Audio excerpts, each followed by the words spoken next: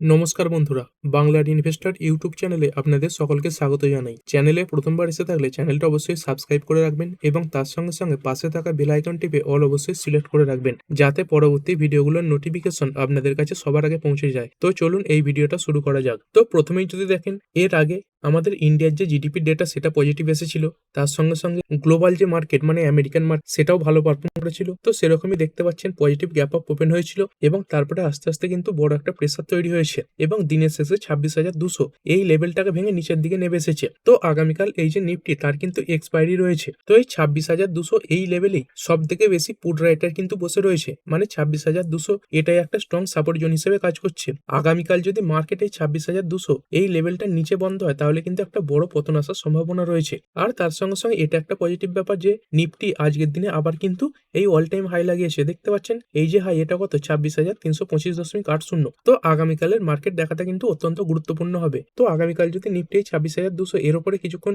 টিকে থাকতে পারে তাহলে কিন্তু 26,200 এর উপরে বন্ধ হওয়ার সম্ভাবনা রয়েছে। আর যদি এরকম নিচের দিকেই থাকে তাহলে কিন্তু 26,200 এই লেভেলের নিচেই নিফটি বন্ধ হবে। এরপরে নিফটি ব্যাংক, তো এতে অতটা খারাপ পারফরমেন্স দেখা যায়নি, একদম নিউট্রাল পারফরমেন্স দেখিয়েছে, 0.12% পড়া। তো যদি নিফটি মুভারের কথা বলি, তো দেখতে পাচ্ছেন বড় বড় যে কোম্পানিগুলো রয়েছে, মানে যেগুলো বেশি পড়েছে সেগুলো কিন্তু অনেক পয়েন্ট পড়েছে। এই এইচডিএফসি ব্যাংক এটা 18 পয়েন্ট পড়েছে, তারপরে এই বাজাজ ফাইন্যান্স 9 পয়েন্টের উপরে, ভারতী এয়ারটেল এটাও 60 পয়েন্টের উপরে পড়া। আর যেগুলো বেড়েছে সেগুলো কিন্তু খুব একটা বেশি বাড়েনি। দেখতে পাচ্ছেন কোটাক ব্যাংক এটা 7.48 পয়েন্ট, তারপরে মারুতি এটা 5.67 পয়েন্ট বেড়েছে। মানে এই নিফটি মুভারের কথা বলছি। তো প্রথম দিকে এই যে মার্কেট এটা ভালোই ছিল এবং শেষে আস্তে আস্তে কিন্তু এই যে পতন সেটা বাড়ে। তারপরে ইন্ডাইসেস গুলো, তো নিফটি নেক্সট নিফটি এটা সামান্য পজিটিভে বন্ধ হয়েছে, নিফটি ব্যাংক এটা মাইনাসে বন্ধ হয়েছে, ফাইন্যান্সিয়াল সার্ভিস এটাও 0.27% ডাউন, মিড ক্যাপ সিলেক্ট এটা একদম নিউট্রাল পারফরমেন্স করেছে। তারপরে 100, 200, 500 এগুলো সবই কিছুটা নেগেটিভে বন্ধ হয়েছে। মিড ক্যাপ 50, মিড ক্যাপ 100 এইগুলো একদম নিউট্রাল পারফরমেন্স দেখতে পাচ্ছেন 0.00%। তারপরে এই স্মল ক্যাপ 100 এটা সামান্য পজিটিভে বন্ধ হয়েছে,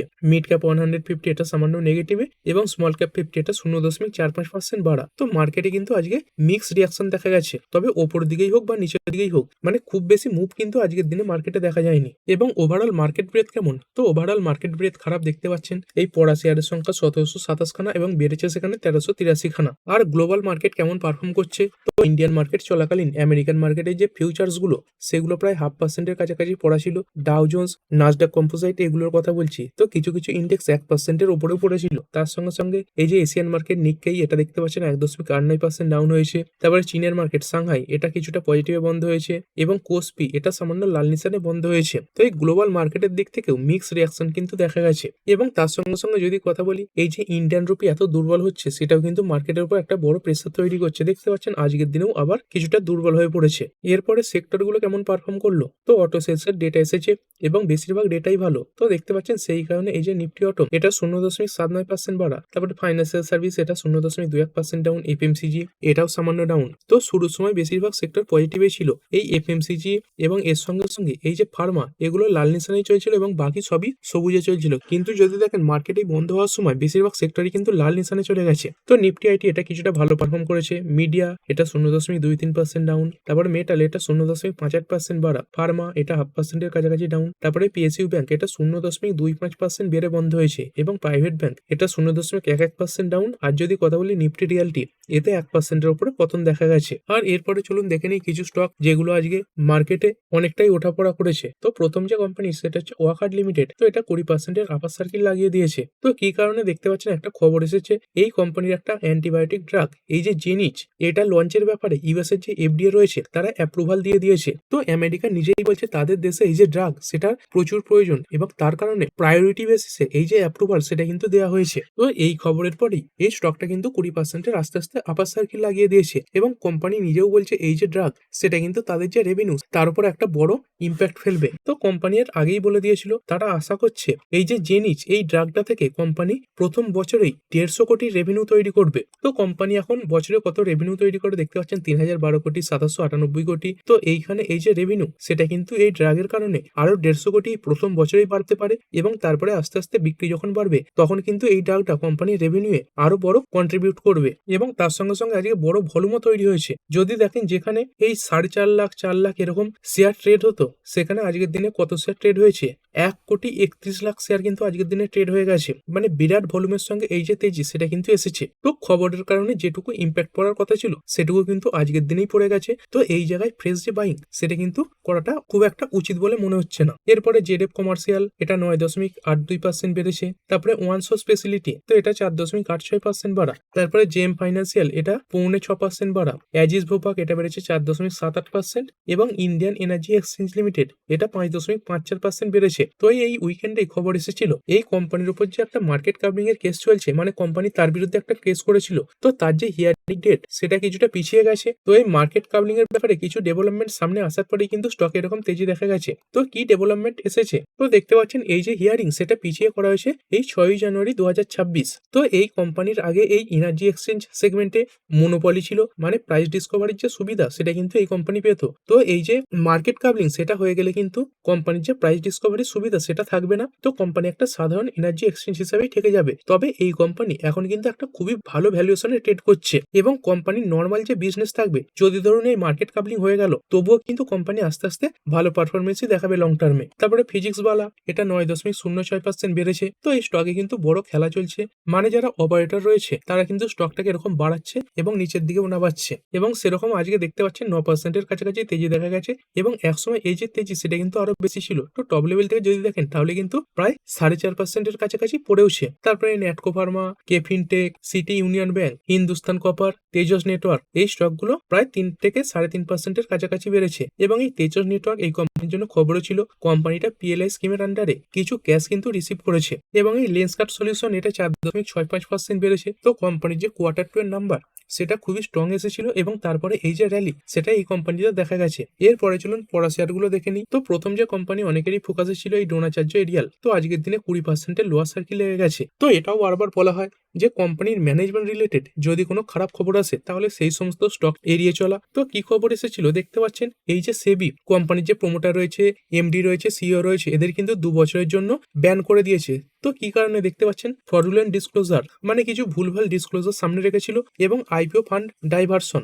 কোম্পানি যখন আইপিও নিয়ে আসে তখন তাদের তো একটা রিজন বলতে হয় যে কি কারণে তারা আইপিও আনছে। তো সেই ব্যাপারে কোম্পানি পুরো টাকা লাগায়নি, অন্যান্য কিছু কাজে কোম্পানি যে টাকা সেটা লাগিয়েছে। তো এই সমস্ত ব্যাপারে সেবি কিন্তু কোম্পানির যে প্রমোটার, এমডি, সিইও এদের কিন্তু 2 বছরের জন্য ব্যান করেছে। তো এটা কোম্পানির ওপর কতটা বড় নেগেটিভ ইম্প্যাক্ট ফেলেছে সেটা কিন্তু আপনারা আজকের দিনে দেখতেই পাচ্ছেন। তারপরে ওয়েলস্পুন লিভিং এবং এর সঙ্গে সঙ্গে কেপিআর মিল, তো এই দুটো কোম্পানি টেক্সটাইল সেক্টরে কাজ করে, আজকের দিনে সামান্য পতন এসেছে। তারপরে এই হুয়ারপুল অফ ইন্ডিয়া লিমিটেড, তো দেখতে পাচ্ছেন এই দুদিনের স্টকটা প্রায় 16%-এর কাছাকাছি পড়ে গেছে। এর আগের দিনে একটা ব্লক ডিলের মাধ্যমে কোম্পানির প্রমোটার প্রায় 12% স্টেক কিন্তু বিক্রি করে দিয়েছে এবং তার আগেও একবার 20% স্টেক বিক্রি করেছিল। তো দেখতে পাচ্ছেন এই স্টেক বিক্রি করার উপরে মার্কেট কিন্তু নেগেটিভ ইম্প্যাক্ট দেখাচ্ছে এবং কোম্পানি এবারে বলেছিল 7.5%-এর কাছাকাছি স্টেক বিক্রি করবে এবং সেখানে কোম্পানি 12%-এর কাছাকাছি স্টেক বিক্রি করে দিয়েছে। তার সঙ্গে সঙ্গে কোম্পানির যে কোয়ার্টারলি ডেটাগুলো সেগুলো কিন্তু খুব একটা ভালো ছিল না। তো সবেরই প্রভাব কিন্তু একসঙ্গে এই কোম্পানির উপরে দেখা যাচ্ছে। তারপরে নিউল্যান্ড ল্যাব এটা 4.24% ডাউন হয়েছে। প্রথম ইনভেস্টমেন্ট এটা 2.49% পড়া। রিলায়েন্স ইনফ্রা এটা 4.26% ডাউন হয়েছে। ম্যাক্স হেলথ এটা পড়েছে 2.67%। ল্যাটেন ভিউ অ্যানালিটিক্স এটা 3.24% ডাউন এবং যদি কথা বলি এই গ্ল্যাক্সোস্মিথক্লাইন এটাও 2.98% পড়েছে। আর এরপরে এই অটো কোম্পানিগুলো সেলসের যে ডেটা সেগুলো সামনে এসেছে। তো কিছু মেজর অটো কোম্পানির সেলসের যে ডেটা সেগুলো আপনাদের সামনে রাখবো। তো চলুন এটাকে একটু জুম করে নিই। তো প্রথমেই 4 হুইলার সেগমেন্টের কথা বলবো। তো মারুতি সুজুকি এতে সেলস দেখতে পাচ্ছেন কত হয়েছে, এই 2,29,021 খানা গাড়ি বিক্রি হয়েছে। তো ইয়ার অন ইয়ার 26% জামে দেখা গেছে। আর অনুমান কত ছিল যে 2,20,200 খানা গাড়ি বিক্রি করবে, মানে অনুমানের থেকে এই যে গাড়ির বিক্রি সেটা বেড়েছে। তারপরে এই হুন্ডাই এর দেখতে পাচ্ছেন সেলস কত হয়েছে 66,840। তো ইয়ার অন ইয়ার এটা 9% বেড়েছে। এর আগে ছিল এই 61,252 আর অনুমান কত ছিল 66,020। তো এখানেও কিন্তু এই যে সেলস সেটা বেড়েছে, তার সঙ্গে সঙ্গে অনুমানও বেড়েছে এবং দেখতে পাচ্ছেন এই যে ফেস্টিভ সিজন তার সঙ্গে সঙ্গে হাইব্রিড গাড়ির বিক্রিতে বৃদ্ধি দেখা গেছে, সেই কারণে কিন্তু এই কোম্পানিগুলো বাড়ছে। তো এখানেও দেখতে পাচ্ছেন এই যে এসইউভির বিক্রি সেটা বেড়েছে এবং এর সঙ্গে সঙ্গে যদি কথা বলি টাটা মোটরস প্যাসেঞ্জার ভেহিকেল, তো এইখানে কোম্পানির সেলসে খুব ভালো একটা জাম দেখা গেছে। কোম্পানির সেলস দেখতে পাচ্ছেন কত হয়েছে 59,199। তো এর আগের বছর কত ছিল এই 47,117, তো এখানে 26% জাম্প এবং মার্কেটের অনুমান কত ছিল 55,010, তো এখানেও বিট করেছে। তো কোম্পানির এই যে ইভি গাড়ি রয়েছে, এসইউভি রয়েছে, এদের যে ডিমান্ড সেগুলো বেড়েছে। তারপরে যদি টু হুইলার সেগমেন্টে বলি, আইচার মোটর মানে রয়্যাল এনফিল্ড যে ব্র্যান্ড রয়েছে, তো তার বিক্রি কিন্তু কমেছে। দেখতে পাচ্ছেন এই যে সেলস, এটা কত হয়েছে এই 1,670,000, এর আগে কত ছিল 82,257, মানে ইয়ার অন ইয়ার এটা তো 22% বেড়েছে, কিন্তু অনুমান ছিল যে 1,03,030 খানা গাড়ি বিক্রি হবে। তো এইখানে মার্কেটের যে অনুমান সেটাকে মিস করে গেছে। তারপরে টিভিএস মোটর, তো এর গাড়ি খুব ভালো পরিমাণে বিক্রি হয়েছে, সেলস হয়েছে 5,19,508টা গাড়ি, তো ইয়ার অন ইয়ার 29% জাম্প এবং মার্কেটের অনুমানের থেকে বেশি বিক্রি হয়েছে। তারপরে এই যে বাজাজ, এর সেলস দেখতে পাচ্ছেন ইয়ার অন ইয়ার 8% বাড়া এবং অনুমানের থেকেও ভালো এসেছে। কোম্পানির থ্রি হুইলার এবং প্রিমিয়াম সেগমেন্টের যে গাড়ি সেখানে কিন্তু স্ট্রং ডিমান্ড দেখা গেছে। তারপরে এই যে কমার্শিয়াল ভেহিকেলের দিকে যদি বলি, টাটা মোটরস কমার্শিয়াল ভেহিকেল, তো এখানেও দেখতে পাচ্ছেন বিট করেছে, তো সেলস ইয়ার অন ইয়ারও বেশি এবং মার্কেটের অনুমানের থেকেও বেশি। তারপরে এই আইচার মোটর, তো এর যে কমার্শিয়াল ভেহিকেল রয়েছে সেখানে ইয়ার অন ইয়ার 37% জাম্প এবং অনুমানের থেকে বেশি। অশোক লেল্যান্ড, এখানেও দেখতে পাচ্ছেন ইয়ার অন ইয়ার বেশি এবং অনুমানের থেকে বেশি এসেছে। তারপরে এসএমএল আইসুজু, তো এখানে কোম্পানির যে সেলস সেটা ইয়ার অন ইয়ার 102% বেড়েছে। তো দেখতে পাচ্ছেন ইয়ার অন ইয়ার সব থেকে বড় জাম্প কিন্তু এখানে দেখা গেছে।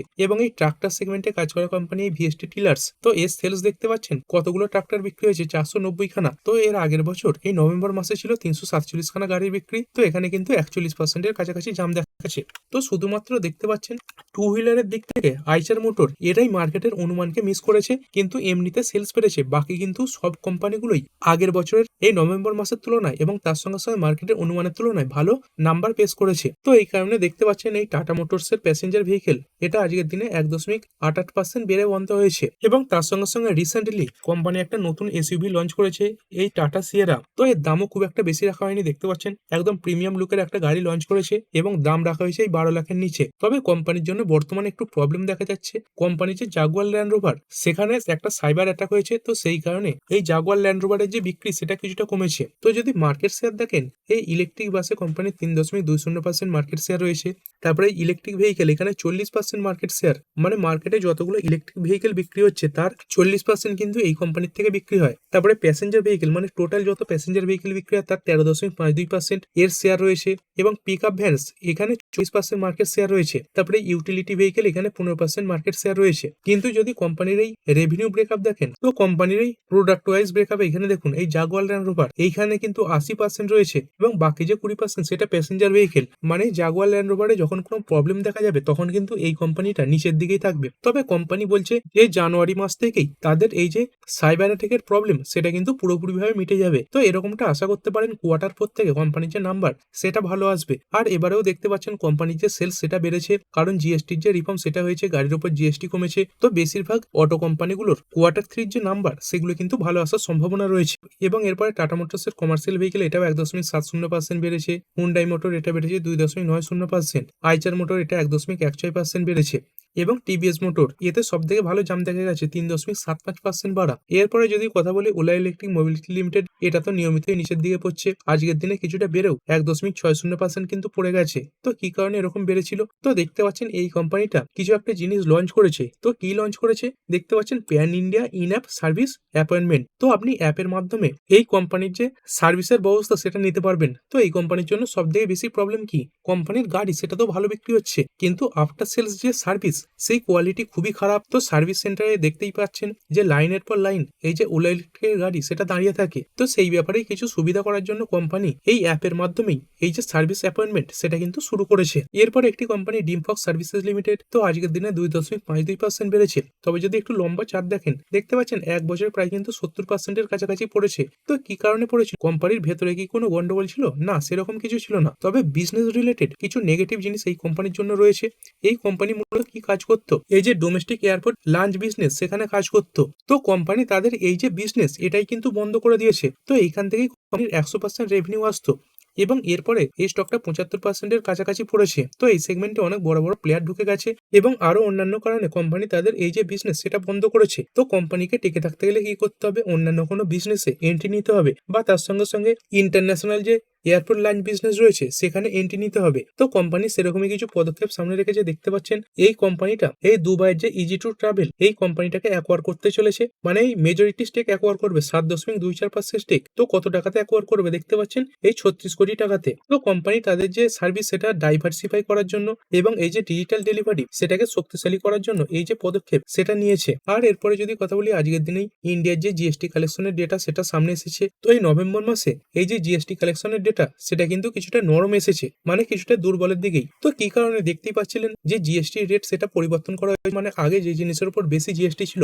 সেই জিএসটি কমানো হয়েছে। তো সেই কারণে এই যে জিএসটি কালেকশনের ডেটা সেটা কিন্তু কিছুটা কমেছে। তো এর আগের বছর এই নভেম্বর মাসের তুলনায় এই যে জিএসটি কালেকশন সেটা মাত্র 0.7% বেড়েছে। কিন্তু যদি অক্টোবর মাসের তুলনায় দেখেন, মানে এই বছরের অক্টোবর মাসের তুলনায় এটা কিন্তু অনেকটাই বেড়েছে। অক্টোবর মাসে এই ডেটা ছিল 1,95,000 কোটি টাকা। আর এরপরে যদি নিফটি ফিফটির কথা বলি, তো এখানে দেখতে পাচ্ছেন 25টা কোম্পানি পজিটিভে বন্ধ হয়েছে এবং 25টা কোম্পানি নেগেটিভে বন্ধ হয়েছে। আর কোনগুলো ভালো এবং খারাপ পারফরমেন্স দেখালো, তো এখানে দেখতে পাচ্ছেন আল্ট্রাটেক সিমেন্ট এটা 3.56% বেড়েছে। তারপরে টাটা মোটরস এর প্যাসেঞ্জার ভেহিকেল অনেকদিন পর সবুজে ট্রেড করেছে এবং নিফটি ফিফটির টপ গেনারের লিস্টে কিন্তু চলে এসেছে 1.88% বাড়া। তারপরে মারুতি এটা বেড়েছে 1.42%। তারপরে বেল এটা বেড়েছে 1.28%। তারপরে এই আইচার মোটর এটা বেড়েছে 1.16%। তো দেখতে পাচ্ছেন প্রথম তিনখানা কোম্পানি কিন্তু এই অটো সেক্টর থেকে বিলং করছে। তো এই সেলস এর ডেটা আসার পরে কিন্তু এরকম ভালো ভালো জাম দেখা গেছে। আর কোনগুলো পড়েছে তো চলুন সেগুলোও দেখে নিই। তো পড়া শেয়ারের ম্যাক্স হেলথ রয়েছে 2.67% ডাউন। তারপরে ইন্ডিগো এটা পড়েছে 2.19%।